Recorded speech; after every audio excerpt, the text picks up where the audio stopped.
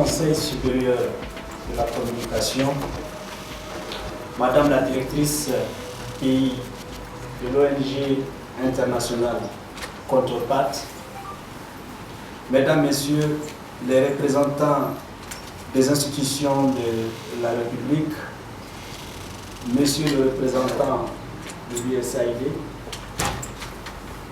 Mesdames, Messieurs les représentants des forces de défense et de sécurité, honorables chefs traditionnels et leaders religieux, Mesdames, Messieurs les responsables des organisations de la société civile et des ONG nationales et internationales, chers invités, Mesdames et Messieurs, bonjour.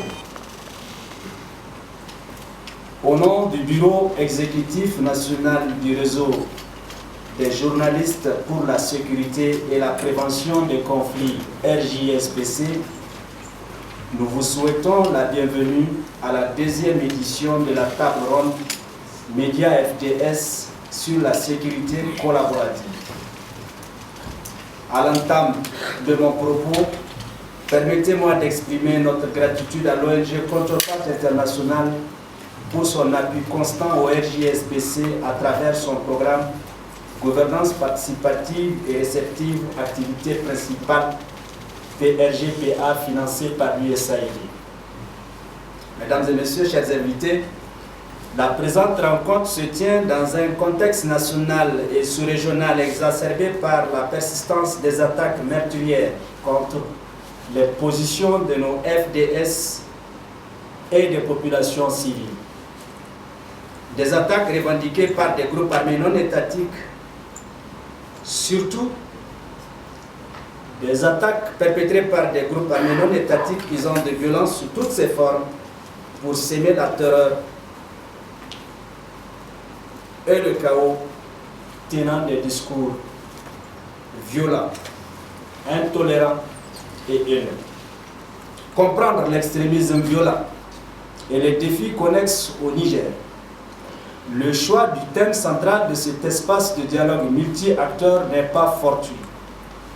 En effet, 2 Nigériens sur 3 sont des jeunes de moins de 25 ans, soit 66% de la population nigérienne, et 33% des Nigériens sont des jeunes compris entre 15 et 35 ans. Le plus triste dans cette affaire, des jeunes désœuvrés et sans perspective découvrent dans nos campagnes les plus reculées des groupes armés non étatiques comme un modèle puissant de valorisation individuelle.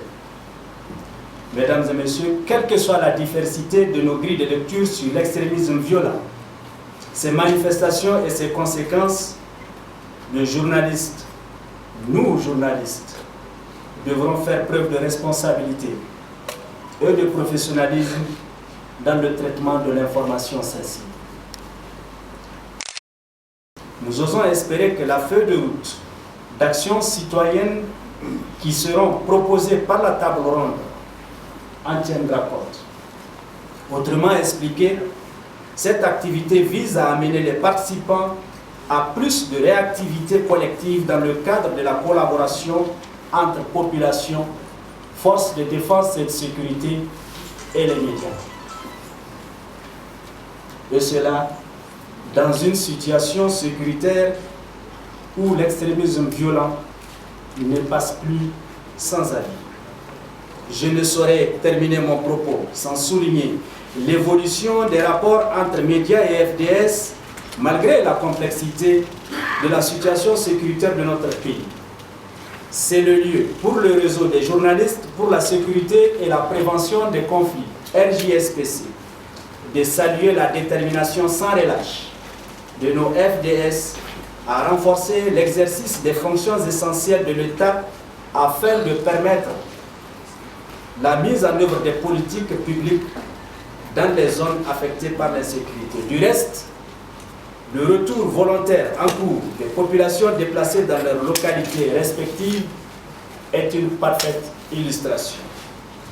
Enfin, j'adresse mes sincères remerciements à l'ensemble de nos partenaires engagés dans l'atténuation des tensions sociales la promotion du dialogue politique, interreligieux et intercommunautaire dans notre pays. Je vous remercie pour votre aimable attention.